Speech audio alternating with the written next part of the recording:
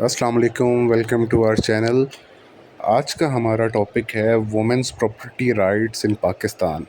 ख़वातीन के जायदाद के क्या हकूक़ हैं, क्योंकि इन हकूक़ के मुतल्लिक़ यहाँ पर आगाही नहीं पाई जाती और इससे ख़वातीन का इस्तेहसाल बहुत ज़्यादा होता है।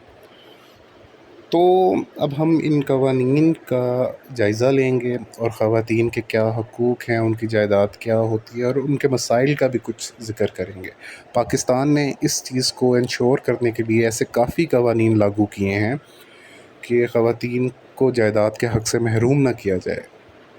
तो हम शुरुआत करते हैं। अब लीगल राइट्स और ग्राउंड रियलिटी क्या है। आईने पाकिस्तान में तो इनको इक्वल प्रॉपर्टी राइट्स दिए गए हैं, पर ज़्यादातर ख़वातीन को, ख़ास तौर पे देही इलाकों में, उनको अपनी इनहेरिटेंस, मौरूसी जायदाद जो उनको विरासत में मिलती है, उसको गिव अप करने का प्रेशराइज़ किया जाता है और उनसे कहा जाता है ये भाइयों के नाम लगा दो। जिस तरह ये मतलब होता है, ये अपना हक़ भूल जाओ, आपका कोई हक़ नहीं है, ये सिर्फ भाइयों के लिए है, बेटों के लिए है। और ख़वातीन ऐसा करने पे मजबूर होती हैं क्योंकि उनको आगाही भी नहीं होती। कुछ तो समझती हैं शायद वाकई ही ऐसा ही है कि ये हमारा इसमें हक़ नहीं है और ये भाइयों का हक़ है। अब इसके तहत एक इन्फोर्समेंट बिल भी आया था, enforcement of women's property right bills. ये 2020 का बिल था और गवर्नमेंट ने इसे इंट्रोड्यूस इसीलिए करवाया था। अब इसका एक सेक्शन 7A था जिसने कहा था कि जितने पेंडिंग केसेस हैं उन्हें 60 दिन के अंदर रिजॉल्व कर दिया जाए। और सेक्शन 7B था जिसने स्पेशल जजेस, स्पेसिफिक ख़ास मखसूस जजेस इन केसेस के लिए असाइन किए थे। अच्छा, इसके अलावा और भी दीगर कवानीन हैं जो ख़वातीन की इस जायदाद के हक़ को महफूज करने के लिए हैं, जैसे कि मैरिड वुमेंस प्रॉपर्टी एक्ट, ये 1874 का है, अंग्रेज़ों के दौर में बना और ये तब बना जब अभी तक अमेरिका में भी मुकम्मल तौर पर विरासत के हक़ या जायदाद का हक़ ख़वातीन को नहीं दिया गया था। उनकी तमाम स्टेट्स में ये अवेलेबल नहीं था और ना यूके में। Dissolution of Muslim marriages act है, ये भी है तो डिसोल्यूशन ऑफ मैरिज से रिलेटेड 1939 का, पर पहले उस वक्त ख़वातीन अक्सर फंस जाती थी जब शोहर तलाक देने से इनकार कर देता था या उस सूरत में उसे बिल्कुल बेयारो मददगार छोड़ देता था। अब मुस्लिम फैमिलीज़ लॉ ऑर्डिनेंस है 1960 का 1 का, ये भी आप इसे जानते हैं। इसके तहत शरीयत act 1962, anti women practices act 2011, ये भी कानून है। अब इनहेरिटेंस राइट इस्लाम में बड़ा वाज़ेह है ख़वातीन का, पर उसकी मुखालफत आपको पता है हमारे रस्म व रवाज करते हैं, जो कि गैर शरई भी है और गैर कानूनी भी है। अब सेक्शन 498A भी पाकिस्तान पीनल कोड में डाला गया और इसमें जो ख़वातीन को उनकी विरासत का हक़ नहीं देते उनके लिए up to 10 years in jail है और 10 लाख रुपए फ़ाइन है, और ये नॉन बेलेबल ऑफेंस है 498A। अब ख़वातीन में किसी बेटी का क्या हक़ होता है? अगर बेटी है और उसका भाई है तो जितना हक़ उसके भाई का होगा उसका आधा हक़ उसका है। और अगर सिर्फ बेटियां हैं, कोई भाई नहीं है उनका, मतलब जो फोत होने वाला है उसका कोई बेटा नहीं है, सिर्फ बेटियां हैं, तो सुन्नी लॉ के मुताबिक 2/3 उन बेटियों को मिलेगा। और अगर वो एक ही बेटी है, उसका कोई बहन भाई नहीं है, तो उसे अपनी आधी जायदाद अपने वालिद की या वालदा की जिनसे वो इनहेरिट कर रही है मिलेगी। पर ये सुन्नी लॉ है। शिया लॉ में एक बेटी भी हो तो वो तमाम जायदाद ले जाती है।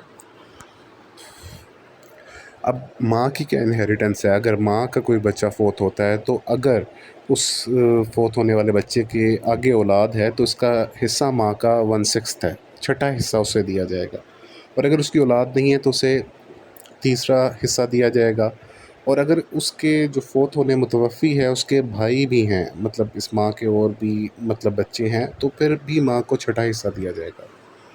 इसी तरह बीवी का 8वां हिस्सा है। इस सूरत में अगर उसके मुतवफ़ी उसके शौहर के बच्चे भी हों, अगर उसके बच्चे नहीं हैं तो फिर बीवी का चौथा हिस्सा है।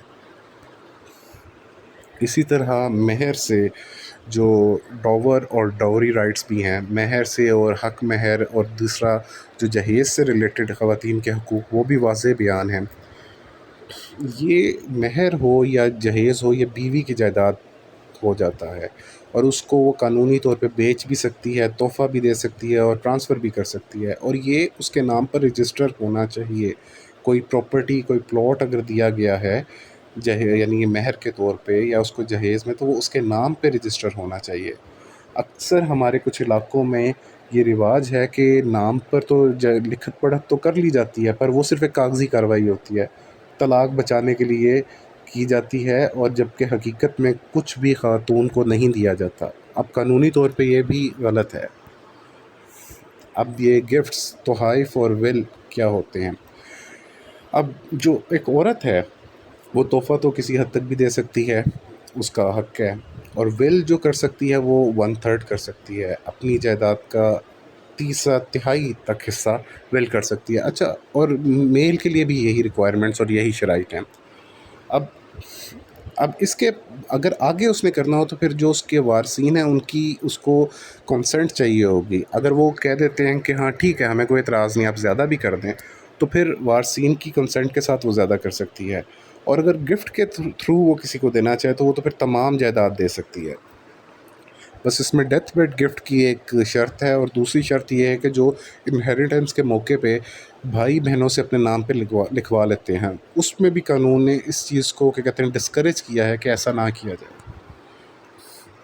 اب اس کا کنکلوژن یہ ہے کہ عورتوں کو امپاور کیا جا سکتا ہے تھرو اویئرنیس، آگاہی کے ذریعے ان کو مضبوط بنایا جا سکتا ہے۔